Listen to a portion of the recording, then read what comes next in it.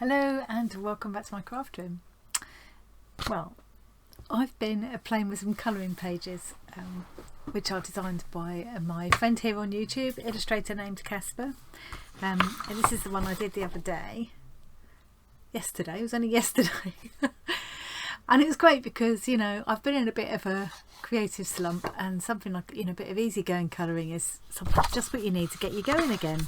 So I used Inktense pencils mostly, and then coloured pencils on the top, and that's how my page ended up. But the great thing about having these printable colouring pages is, I will leave a link to Kasper in case you want to check them out, is that you can print them as many times as you like and try out different colour palettes or different supplies and things, different ideas. So there were two other pages in the same series. These were inspired by the Jules Verne book, the 20,000 Leagues Under the Sea. Why don't I just go to the desk? Let's go to the desk. Yeah. There we go. So there's these two as well, which I want to do. But I just had another idea. So you see, it did work. Doing a bit of colouring to get the creative flow going again. I had another idea about something I want to try with this, because it occurred to me that it would be perfect for creating a three-dimensional, like a tunnel card, tunnel book. And it'd be quite fun to do it inside an actual book, make it look like a book cover, but I don't think I'm going to go that far. I just want to try creating a little 3D scene with it, because I'm really into doing that at the moment. So I have printed, that's just on copy paper. I've printed this out 4 times on kind of thin, smooth white card. I actually got this for doing pop-up books. I was doing a pop-up course online.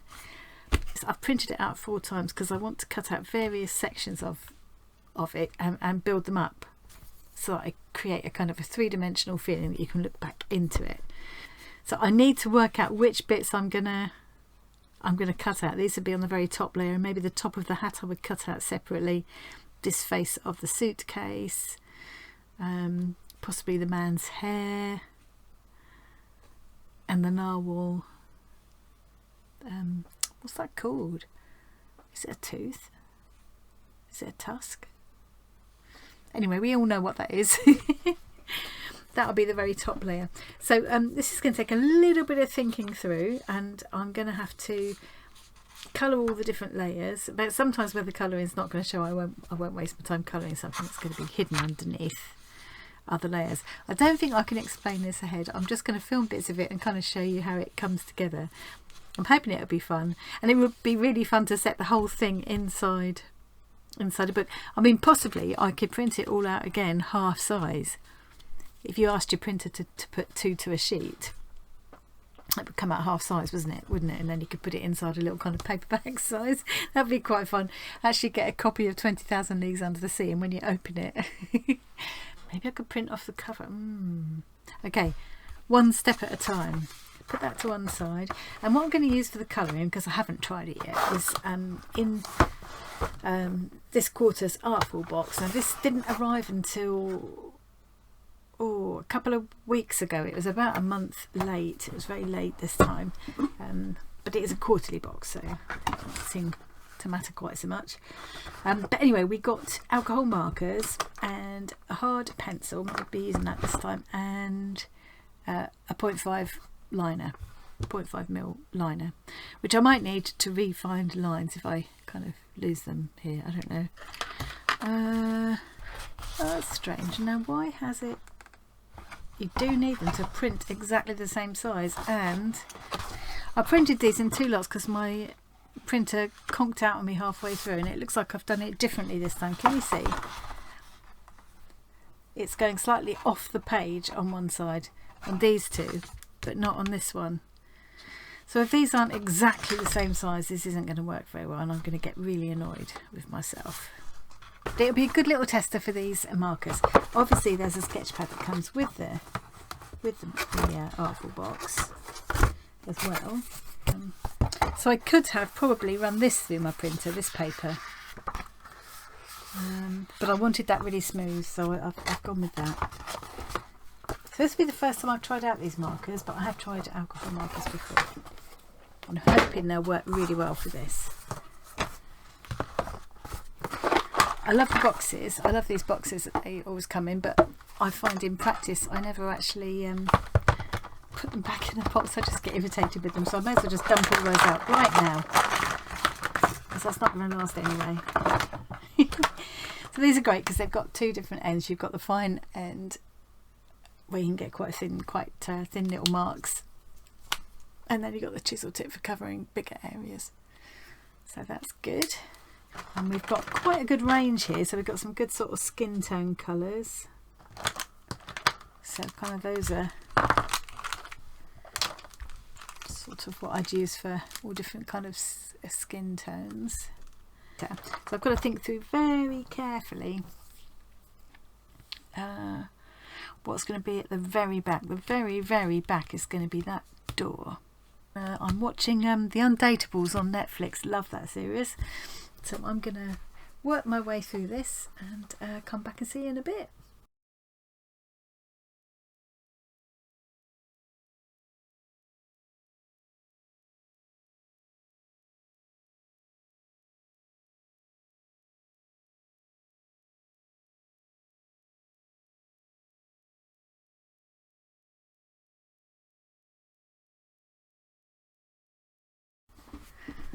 So I don't think you need to sit and watch me cutting out. This might take me this might take me a good hour to decide where I'm cutting and everything, but you can see the idea. So I've cut out a section there, and then this will be raised up so that it gives depth like that, and I'm going to go around and cut out all the pieces now, and then I'll do the colouring once I've decided.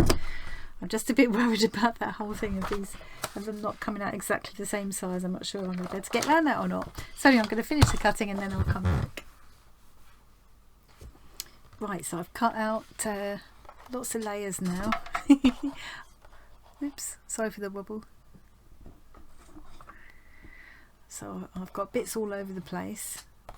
These will be 3 layers deep. I've got a little extra head, a little extra hand, so those will sort of appear to come forward, and just the top of his hat. The suitcase is cut out. His arm, but without the his body, but without the arms, because that'll come a little bit more forward and it'll make the arms appear to go back. So I'm going to colour the pieces that are going to be on the top. I'm not going to bother adding colour to the bits that I'm going to show because it's just a waste. And then what I'll do is I'll take each piece like with this one, and I'll just curl it slightly like that with my fingers, just to sort of round it off like that, rather than just have it flat. You can't always do it with the really small pieces, but and then I'll also, when I'm colouring, I'll also colour the edges so that you haven't got those kind of cut white edges as well. And then what I'll do is use, once I've coloured them, I'll use little sticky tabs like this to layer it all together. I've even cut out tiny bits of like the door handle there, so that I'll need to cut up the foam pads to be really, really small, or I might even just cut a couple of little bits of card instead to just give it a little bit. I still need to, I think I'm going to cut out the hole in the door there and put a dark piece behind, and I might just cut out the top layer of this so it shows that through, so you've got some, like it's carved into it. So now I've just got the colouring bit. So I haven't tried these markers yet. I'm dying to see what they're going to be like. Let's try an easy one first. Let's do the blue of this guy's shirt. So it's nice that I've got this fine point like for doing those stripes, say, and a chisel point for covering bigger areas, like, you know, this, whatever I choose to put in the back here, that's going to be covering quite a large area. And I don't know, I might end up just leaving this huge area of wall blank. I'm not sure yet. So yeah, I've got a lot of little bits of colouring to do now. I love colouring. It's such a good thing to do when you're, you know, you're just going through one of those slumps. It's just perfect. I want to find something for this, and that would look like a piece of rope, wouldn't it? So what's this colour? It's probably not a bad colour for the main part of the trousers either, so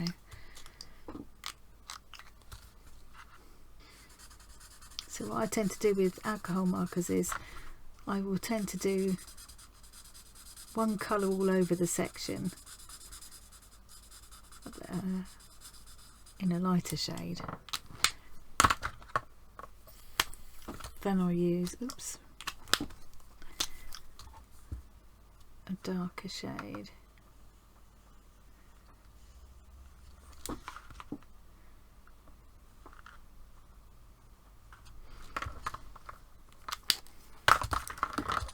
And then I'll go back over with the lighter shade to kind of blend it. And of course you can layer it up. If you go back over itself in the same colour, it will deepen the colour as well. So that's just giving it a little bit of oops, won't focus, a little bit of shading. There we go. I've got a little nip of red there. I'm going to do his little hanky there, red.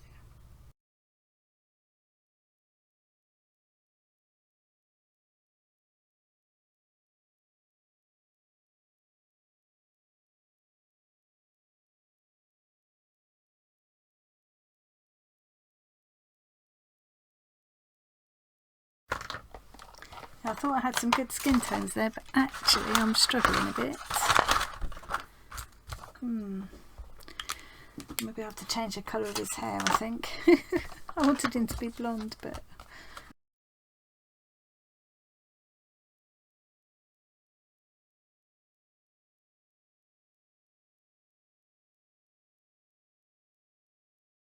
So, let's do the shirt.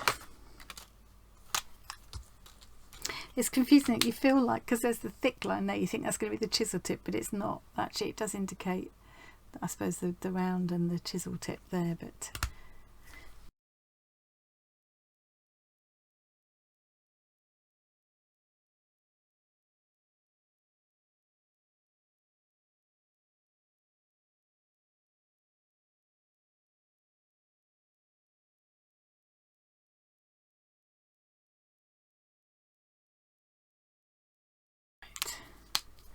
I'll finish that in a mo. So the professor's head, I'm just going to be a bit more careful this time. See, that just gives such a bright peach. I don't want the professor being that colour. I guess it could just be...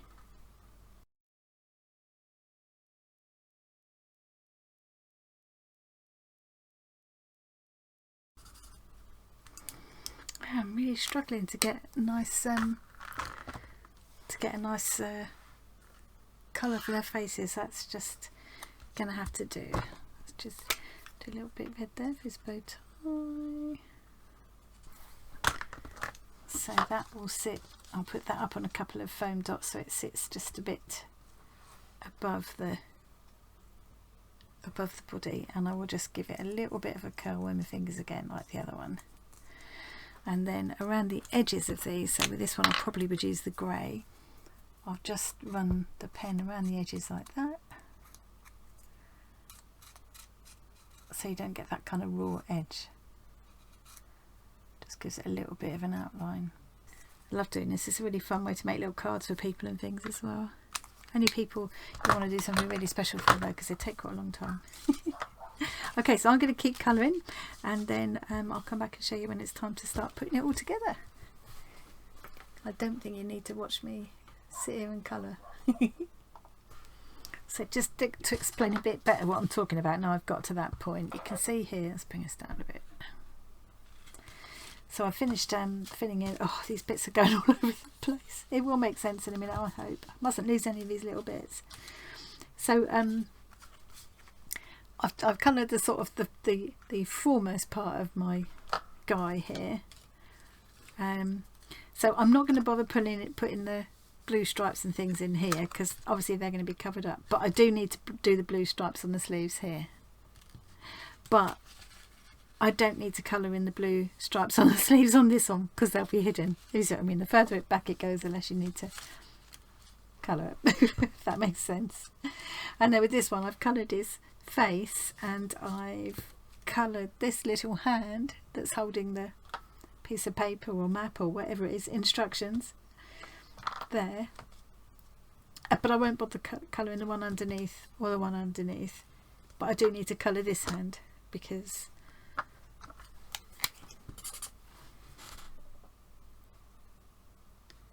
I was a little bit further back, so I'm not adding an extra layer for that one. and I need to colour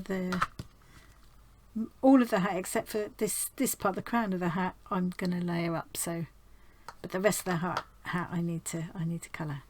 So that's kind of where I'm going. Once I've got all of the bits I need to colour done, I can start building it up. Right, so I think I've got all my bits coloured now. So here's the background. Actually, this is the first layer, so I haven't bothered to colour the rest of that because you won't see it. Then it'll be this one, and then this. I could change my mind about the colour of this. And then there's, whoops, this. I've done the lampshade separately, and even the little door handle. There's a bit of the professor's hat. And I've got a couple of layers of the narwhal's horn, tusk, tooth, whatever it's called. So that will build that up a bit, and a couple of layers of the picture as well. Well, that was part of the light which I cut out wrong. And there's Professor's head. So I will put all of those bits together. I've now decided I don't like the rug very much, but I don't know what I can do about it now. And actually this print has gone off the bottom. It's something to do with, I don't know, I messed up with the printing. So I'm probably going to put a frame around this whole thing anyway, like fake up a frame to look into. But the first thing I've got to do now is layer all these pieces together with little foam pads in between to give it all dimension. So between each of these layers there'll be little foam pads, and I might, because the foam pads are quite expensive and I try to be a bit frugal with them, I've also got these sheets of craft foam which you can get quite cheap, and I can stick this in between for the large areas. So I'm going to do that. Right, I'll be back. You don't need to sit and watch me cutting and sticking. Right, I'm all done now. It's quite late. It's actually gone midnight, but I just couldn't stop. So I've layered up all my pieces there. I did have that problem where I'd printed them slightly differently, so the sizes were wrong, so you can see what's going on here. But I think the overall impression will be all right. So I've actually used part of the artful box. You know, you just get this bit in here. I'm going to back the whole thing onto there to give it a bit of stability.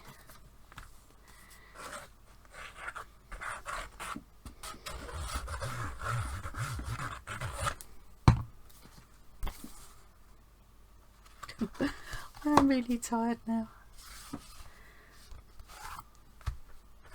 A couple of people have asked me in the comments before, how do you find time to do all the things you do? It's because I don't sleep very much. Okay, so I've done that, and then I've used another piece. You always get this bit in the box with the kind of a aperture cut out of it, so I just enlarged the aperture a bit. I cut a bit of cartridge paper and cut a matching window out of it, cocked it up a bit. I made a bit of a mess of it, and then I'm going to do this but raise it up a bit, so it kind of looks like that way. You've got a white edge around it, but the other way around. I'm not making sense anymore. I am tired now. So I'm just going to put I've saved these other bits of card here. I'm going to just bump these up a bit, and then